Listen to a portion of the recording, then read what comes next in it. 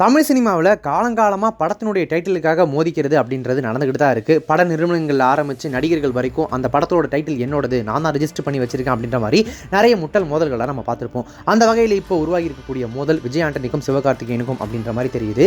சிவகார்த்திகேயனுடைய 25வது திரைப்படத்தை சுதா குங்கரா டைரக்ட் பண்ணுறாங்க. இந்த திரைப்படத்தில் ரவிமோகன், அதர்வா, ஸ்ரீலீலான்னு ஒரு மிகப்பெரிய நட்சத்திர பட்டாளமே நடிச்சிருக்காங்க. இந்த திரைப்படத்துக்கு சிவாஜி கணேசன் அவர்களின் முதல் திரைப்படமும் தமிழ் சினிமாவின் எவர் கிளாசிக் சினிமா அப்படின்னு சொல்லப்படக்கூடிய பராசக்தி படத்தினுடைய டைட்டிலை மீண்டும் பயன்படுத்தி இப்போ இந்த படத்துக்கு வச்சிருக்காங்க.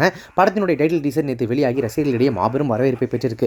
இதெல்லாம் ஒரு பக்கம். இந்த பக்கம் விஜய் ஆண்டனி அவர்களும் நடிகர் அறிமுகமாகி தன்னுடைய 25வது திரைப்படத்தை அனௌன்ஸ் பண்ணிட்டாரு.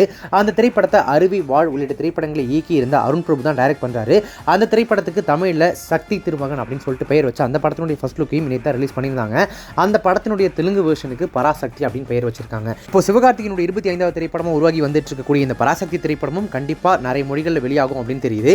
இவங்க தெலுங்குல பராசக்தியின் பெயர் வச்சிருக்காங்களே, அப்போ சிவகார்த்திகேயனோட திரைப்படத்தை தெலுங்குல எப்படி வெளியாவாங்க அப்படின்றதுல இப்போ ஒரு மிகப்பெரிய சிக்கல் உருவாகி இருக்கு.